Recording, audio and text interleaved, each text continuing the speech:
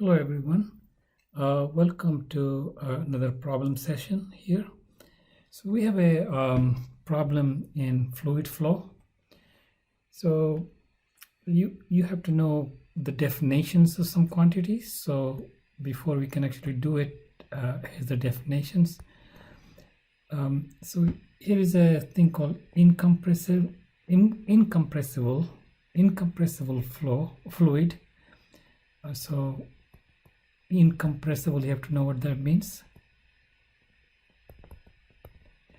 All it means is regardless of pressure or anything, the density is not changing. Okay, so if it's flowing this way, a compressor will be, say, it's blocked here, and you flow and you kind of jam it, and if this liquid were to be jammed into even less volume, this will be considered compressible. But we are going to do incompressible, so you can say rho same everywhere. If in one fluid case. So if you have two fluid cases, each fluid has its own density, it doesn't change. Okay, so that's one thing you should keep in mind. In one fluid case, density is the same. You might say density is not changing with time. Okay, so what we can do, second definition is a steady flow.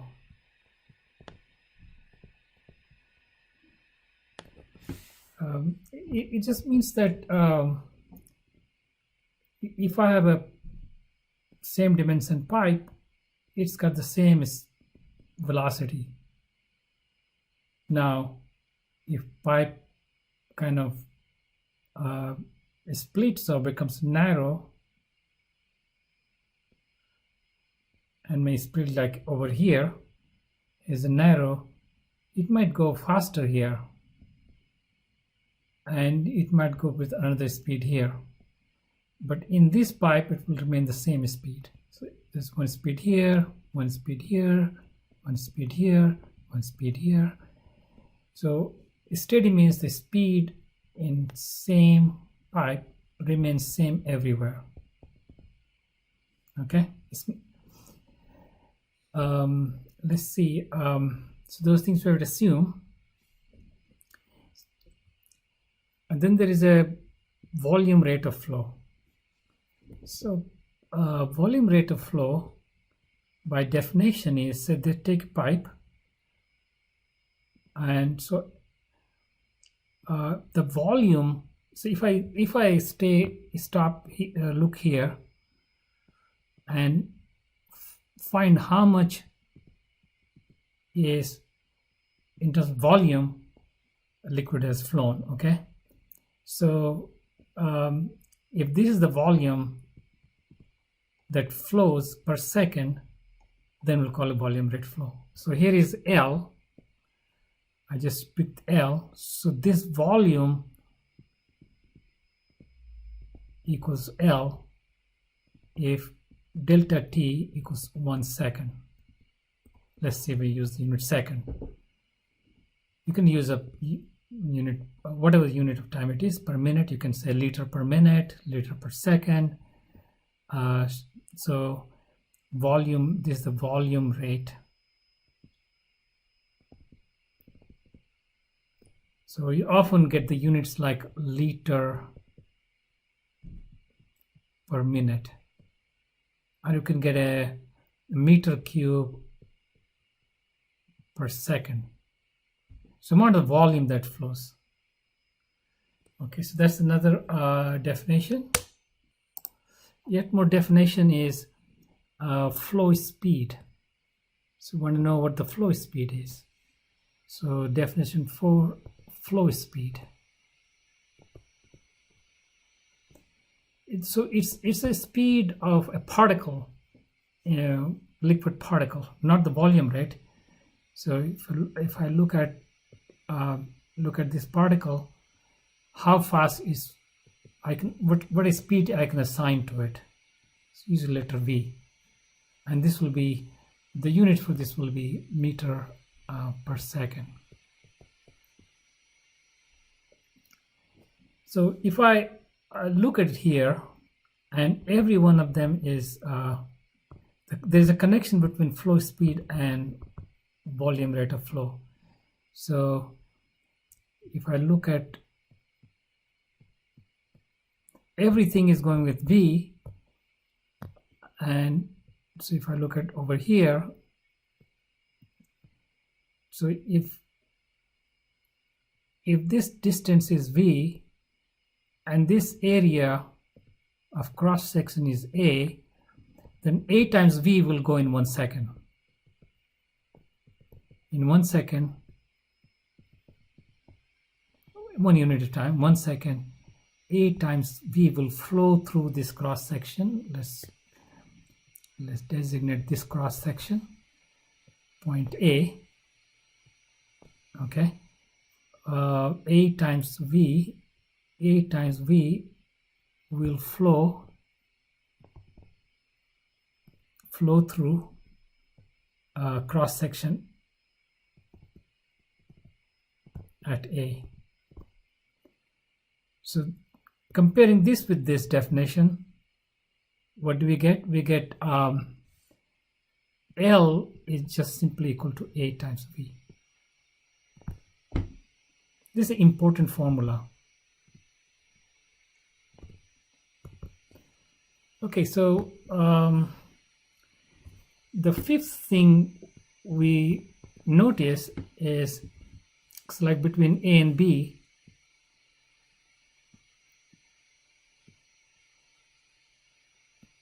So if over here the flow velocity is V1, over here the flow velocity is V2, then we can say maybe this liquid is going to flow in this volume. This is V1 times this area is A1, and over here V2, and this area is A2. So over here the volume flow will be L2 equals to V2 A2, and over here the volume flow will be L1 equals to A1 V1. Now, because of incompressibility, the amount of volume here has to equal to amount of volume here. Incompressibility means L1 has to equal to L2. Okay, that will give us A1 V1 equals to A2 V2, because the same fluid is, there's no branching here. Now if it's branched, then I need to, across both branches, this amount will flow. Some will flow here, some will flow here, right? So if this is 3 and 4, you have L3 and you have L4. So this will equal to L3 plus L4 here. This will be A3 V3 plus A4 V4.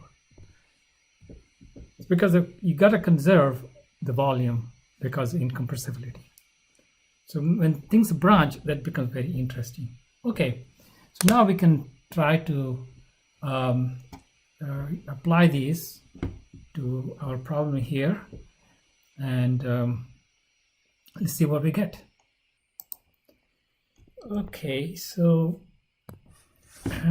let's see point 1. It says volume rate of flow at B, C, and D. So let's look at, we have volume rate of flow at A is given. Now there's no branching here, just a narrowing. So this has to be equal to this. So L at B equals to L at A equals to L. That's given. How about C and D? Now these are supposed to be same width pipes. That means half goes this way, half goes this way. So that's going to be LC equals to LC plus LD, but they're equal. That 2 times LC, so LC is equal to L over 2 equals to LD. So that's the answer for A, number 1. Now we have a flow speed at A. So how fast is going at A? Volume rate is given. So diameter is D1. So the area at 1 is pi over 4 D1 square. So A1, let's call it V at A. V at A equals to L, that's the L at A, and so VA is just LA pi over 4 D1 square. This is VA. So that's got done. How about flow speed at B? Now between A and B there is no branching, so no branching, so the volume flow has to be equal to, like over here. So from LB, so over here the area now A at B is pi over 4 D2 square, and want to get VB is LB over AB, and that's just L over pi over 4 D2 square. So much fast. You can see comparing these, and you can see VB is greater than VA in this picture. So it's flowing much higher speed over there, since denominator here is smaller than denominator here, and it's squared, so its effect is very pronounced. Okay, I need to erase and get some more space to write. Okay, so we got this done, and flow speed at C. So if to get a flow speed at C, we already know volume rate at C is equal to half L, because half goes this way, half goes this way. Area at C is pi over 4 D3 square. So this gives me V at C is half L over pi over 4 D3 square. How about the current at A, B, and C and D? Well, the current is I didn't define the current, right? So I should have defined the current.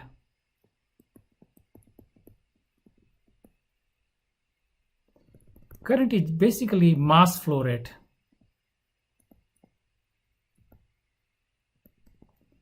So this is current is another name for mass flow rate. So if the volume flow rate multiplied by the density, I should get the mass flow rate. So, and this is same as current. So we already know volume flow rate at each of those positions, right? So we have a volume flow rate at L at A is L. That means current, let's call it I. This is not electric current, is L times rho. LA times rho is L times rho. Current at B is LB times rho, and by all of this already worked out over here. L times rho. IC is half the flow goes that way, half the flow goes that way. So LC rho equals to half L rho equals to actually current at D. Okay, so this is it. A whole bunch of definition and a little principle here.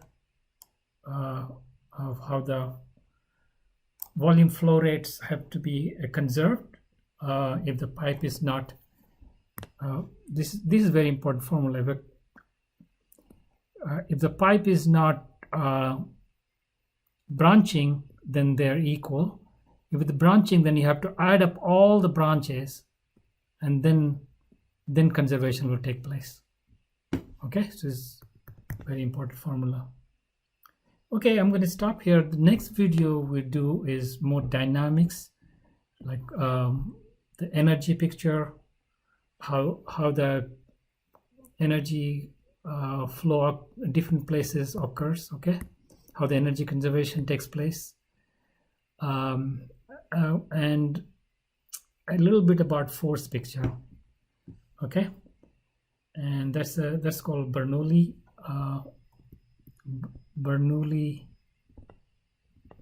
PPL. Next. Okay, I'll see you in another video. Bye.